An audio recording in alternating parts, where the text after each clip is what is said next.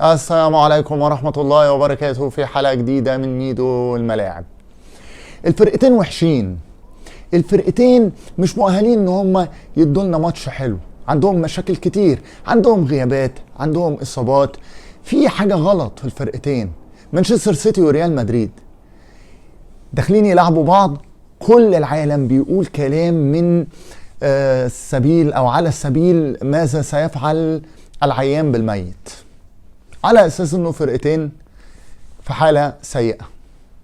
لكن اللي حصل امتعنا وابهرنا كلنا. انا واحد من الناس كنت قاعد بتفرج على ماتش مانشستر سيتي وريال مدريد وانا مبهور ومبسوط وسعيد قوي بالحالة الجميلة اللي الفرقتين عملوها. ايه الحلاوة دي؟ ايه الجمال؟ ايه الروعة دي؟ ايه الكرة دي؟ ايه السرعة؟ القوة البدنية والاندفاع البدني، الحضور العالي جدا للفرقتين، مع ان فعلا الفرقتين عندهم مشاكل السنة دي ومش احسن حاجة. لكن ايه اللي يخلي ريال مدريد يكسب؟ ليه ريال مدريد يكسب؟ لانه ريال مدريد بطل، عنده شخصية البطل، عنده طلة البطل، هي دي اللي فرقت. النهارده مانشستر سيتي بيعدي بموسم سيء جدا جدا على كل المستويات، على مستوى الدوري وعلى مستوى حتى في كاس انجلترا، الاف اي كاب، كاس الاتحاد الانجليزي، هو صعد بفوز على فريق درجة تانية او حاجة كده بصعوبة جدا. ريال مدريد عنده مشاكل كتير، لسه مغلوب من 10 ايام من اسبانيول 1-0. لكن في اليوم الكبير اللي عنده الشخصية وعنده الطلة وعنده الحضور بيعرف يعدي، بيعرف يظهر، بيعرف انه اليوم ده يوم مهم. انا ما ينفعش في اليوم ده اكون الا انا،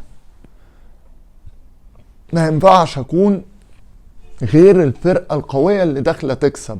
واضح جدا طبعا في ريال مدريد من اول دقيقة في الماتش، واضح انه ريال مدريد داخل ما يتغلبش. مش هقول داخل يكسب، بس داخل ما يتغلبش. ليه؟ لانك لما تشوف تصريحات انشيلوتي قبل الماتش مثلا، هتلاقي انشيلوتي بيقول ايه قبل الماتش؟ بيقول انا داخل 90 دقيقة هلعب فيها الموسم كله وشكل الموسم كله، لان ال 90 دقيقة دي هتكون فارقة في مسيرة الموسم. يعني ايه فارقة في مسيرة الموسم؟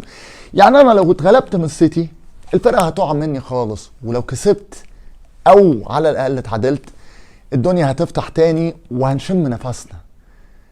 ده تصريحات انشيلوتي كانت قبل الماتش، تقدروا ترجعوا لها، موجودة على يوتيوب يعني، كويس. لكن انشيلوتي لما بيصرح كده هو بيستند لانه عارف انه فرقته عندها شخصية البطل، فرقته عندها القوة دي، عندها الطلة، كويس.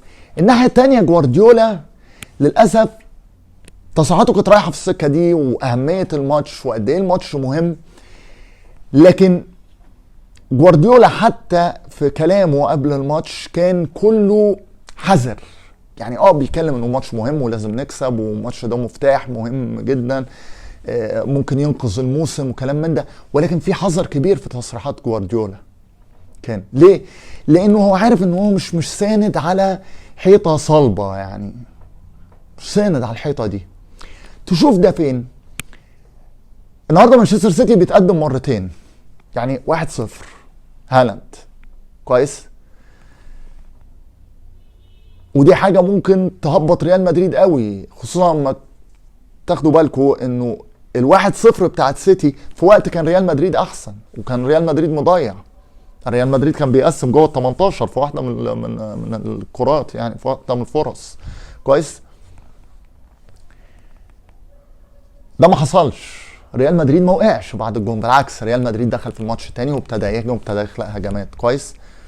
ده يرجع لايه؟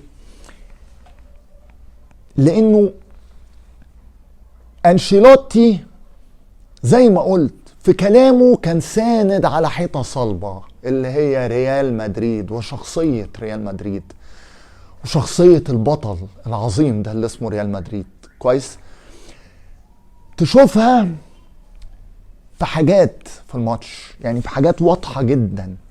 زي ما قلت بعد الجون ما دخل ازاي ريال مدريد كان بيهاجم عادي كأن الجون ما جاش، وعرف يتعادل في اول الشوط الثاني.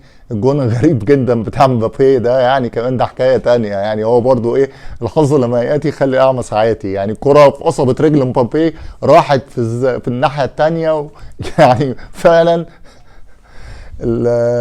الحظ لما ياتي يخلي اعمى ساعاتي كويس. فدي وريال مدريد عالي قوي. طب سيتي ياخد ضربه جزاء ويجيب الثاني، برضه ريال مدريد ما يهبطش. هنا لما بقول لكم هي البطوله، هي الحاجه اللي جوه وجدانيه. دي بتيجي ازاي؟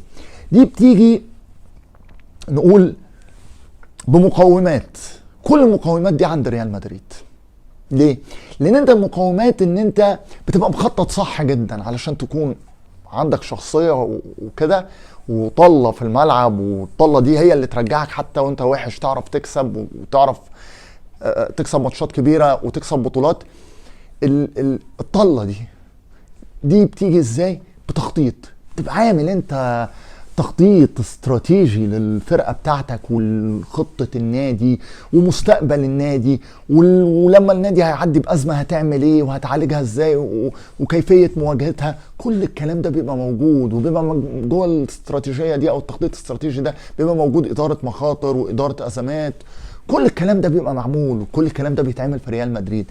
حاجه تانية مهمه جدا علشان تكون فريق بطل طبعا، ودي بتيجي عن طريق التخطيط الاستراتيجي الصح، ان انت يبقى عندك لعيبه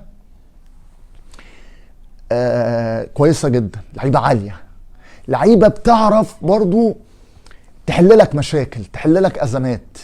تشوفها في انه ريال مدريد نزل من غير قلوب دفاع. يعني تشواميني كان قلب دفاع في ريال مدريد، وجنبه الولد الجديد اسينسيو. دول الاثنين كويس، يعني ولد صغير مع تشواميني اللي هو لعيب نص، لعيب ارتكاز بيلعب مع ذلك قد. دي حاجه. الاهم ان انت لما بتبقى عامل التخطيط الاستراتيجي بتختار لعيبه تيجي ريال مدريد او تيجي الفرقه، يعني عندها الاستعداد النفسي انها تدخل في شخصيه البطل ده، انها تبقى جزء من شخصيه البطل ده. ده بيعمل ده مهم جدا كويس. الحاجات دي لما بتتعمل صح بيبقى عندك حاجة اسمها روح الفريق وعزيمة الفريق مع بعض كلهم، مش لعيب واحد في ريال مدريد، لا كله. ليه؟ لان خلاص انت جايب ناس مستعدة نفسيا انها تشتغل بالشكل ده. دي حاجة ترجع طبعا لريال مدريد كنادي، ترجع لأنشيلوتي، ترجع لكارلو أنشيلوتي عنده برضو قدرة على انه يعمل الحالة دي في ريال مدريد. الناحية التانية في سيتي دي كانت غايبة، علشان كده وهو بيمر بفترة فراغ وفترة مش كويسة مانشستر سيتي، لما نزل ماتش كبير زي ماتش ريال مدريد معرفش يكسب، مع انه تقدم مرتين، يعني مرتين هو يعني 1-0 وبعد كده بقى 2-1، ومع ذلك ريال مدريد عرف يرجع ويكسب. روح الفريق اللي انا بتكلم عليها مثلا في ريال مدريد تشوفها جدا جدا جدا في الجون الثالث. ازاي فينيسيوس بيضغط، وازاي بيلينغهام كمل معاه، وازاي فينيسيوس بمنتهى الهدوء. خلي بالكم فينيسيوس مش قالش اكيد، يعني كلكم بتفهموا كوره، فينيسيوس مباصيها عشان بيلينغهام يروح يحطها. ايه الجمال ده! حتى الاحتفاليه بتاعت بيلينغهام مع ابراهيم دياز مبينه قوي قد ايه اللعيبه دي مرتاحه، قد ايه الفريق ده فعلا فريق عظيم. ريال مدريد كسب، وسر الفوز في الماتش ده هي شخصيه البطل.